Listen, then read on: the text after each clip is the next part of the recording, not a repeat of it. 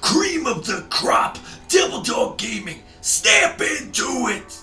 Hello everybody, it's me, Nate, aka Devil Dog, and I'm back with another game review. This is an interesting game. It was a part of a Kickstarter that they had quite a long time ago, and it has finally been released. I'm talking about a really odd game in itself known as Blasphemous. What is this game exactly? Well, it's a very interesting mix of some really kick-ass 16-bit side-scrolling Metroidvania style gameplay with a little bit of Dark Souls sprinkled in as well. If you're actually willing to check out this game, stay tuned to my review of Blasphemous to find out if it's any good.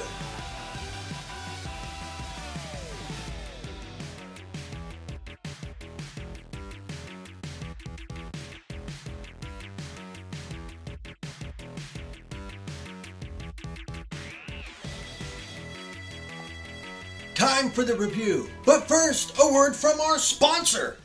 Hello everybody, I'm here to talk to you about Dr. Squatch Soap Company. That's right, check them out. They're a real thing and they got some top quality products.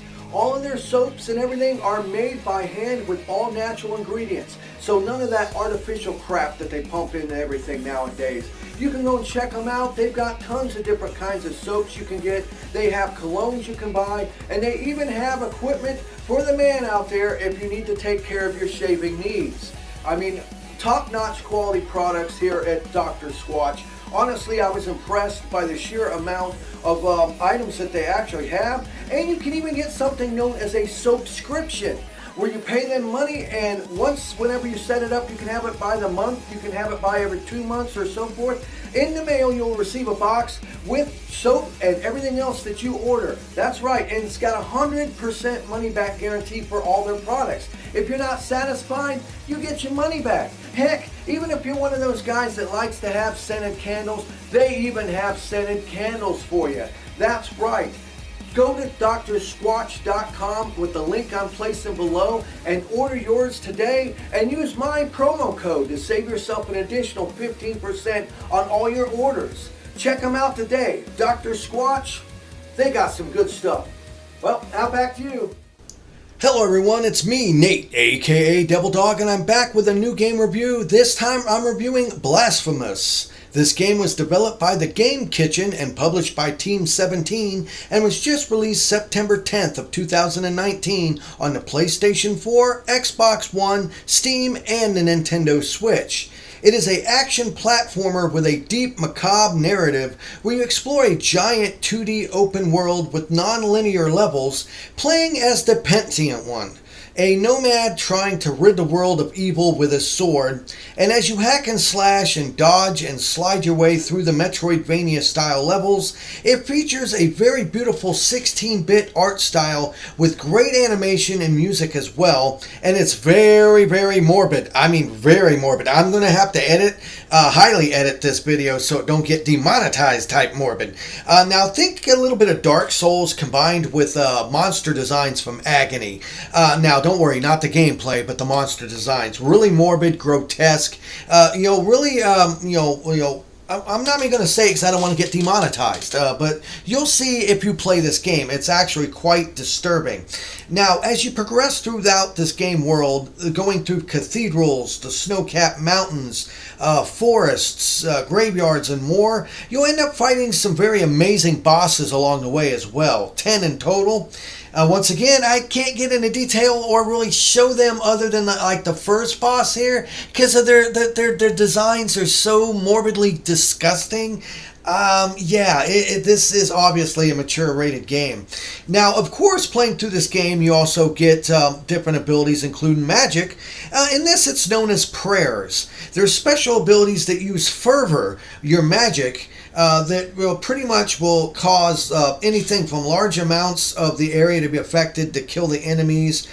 You can also get some prayers that will increase your attack speed, aerial attacks, and different ones as well.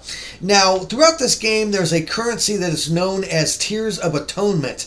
Now, you get these for defeating enemies, and they're used to unlock new attack upgrades on a rather small skill tree once you get to these certain areas in the game.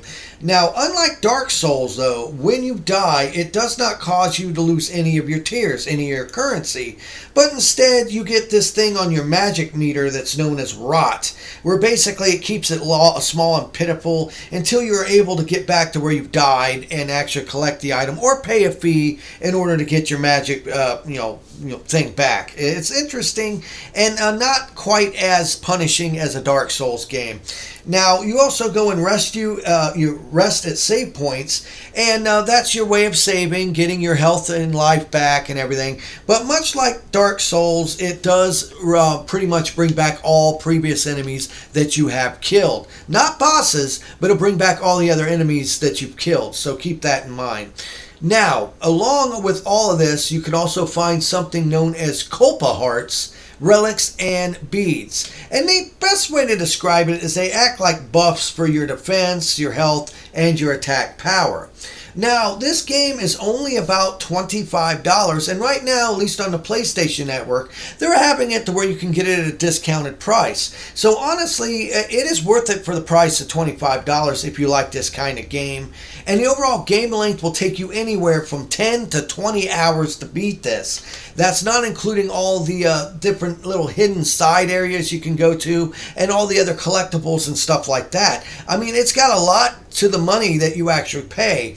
Now, the thing is with a game like this, that this was a Kickstarter game quite a long time ago. It does have a lot of high points to it, and I can't do a review without pointing out both the good and the bad. First of all, the good, I love the control, though it does seem like when you block and do a move, like when you jump, there seems to be a slight delay on the button press, but nothing that is like even more than a second, so it's not really going to affect you, and you'll be able to adapt to it as you go through this adventure. Hands down, the story is very confusing. It's purposely done very cryptically. That way it adds to the overall feeling of dread when you play this game.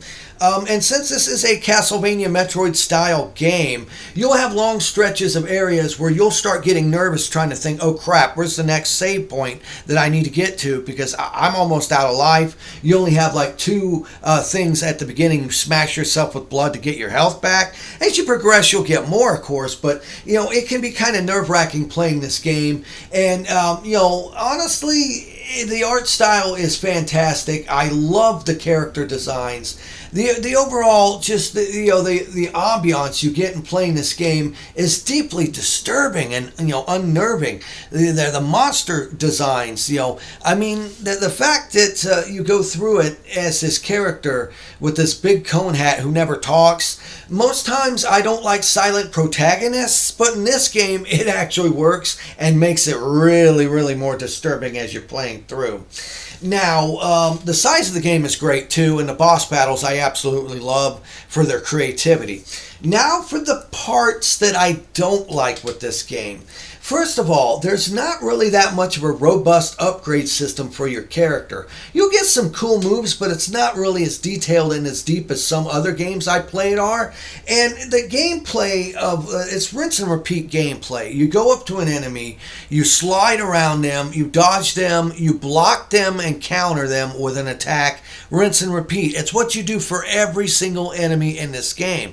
I mean, the enemy designs are neat enough, but after a while playing through 10 plus hours of this, you get to the point where you're like, you know what? It's the same procedure to defeat pretty much any enemy. You might have to mix it up a bit by jumping over behind them, sliding underneath them, but it's always going to consist of the same thing: the slide, your parry move followed by an attack. That's basically all you have to do to fight and kill these enemies. And the other thing is pace yourself. Go slow. This isn't a methodically fast-paced game. You don't want that many enemies on screen at once. Take your time to kill these enemies as you come across them, because you don't want to have the whole screen peppered with them, because it'll make it a living nightmare if you actually die. Now, the other thing I have to point out is some of the boss encounters have some cheap shots to them. They have certain mechanics that come off as kind of a cheap shot, to where if you make one slight misstep during a boss battle, you're pretty much guaranteed to die and you'll have to start over. I mean, it's nothing that really makes you want to quit playing the game. In fact, I found this game to be be a really good, challenging game with a great art style, a great story to it, though cryptic, and the boss battles, hands down, are phenomenal in terms of just the way they're designed and they look. I mean, this is definitely a mature rated game. If you're a young kid, I would not recommend playing this. And like I said, if you're not a fan of games that challenge the living crap out of you in terms of you knowing how to play the game, once again, this is a game that will whip your butt quick. But in the end, I would have to actually say that Blasphemous turned out to be a great game. I love the overall length. I love the art style. I love the control. There's just a couple minor faults that kind of holds it down a bit. But other than that, it is a great game, a great addition to the Metroidvania style of game. I like what they did with this, and I'm having a blast playing it. Please leave in the comments below if you plan on playing Blasphemous. If you are playing it and what you think of this title, make sure to hit that bell icon to stay updated whenever I release any new videos. Hit the thumbs up if you like this video. And remember, I always end my videos by saying, have fun, play hard, and remember people, the devil is in the details. Peace out.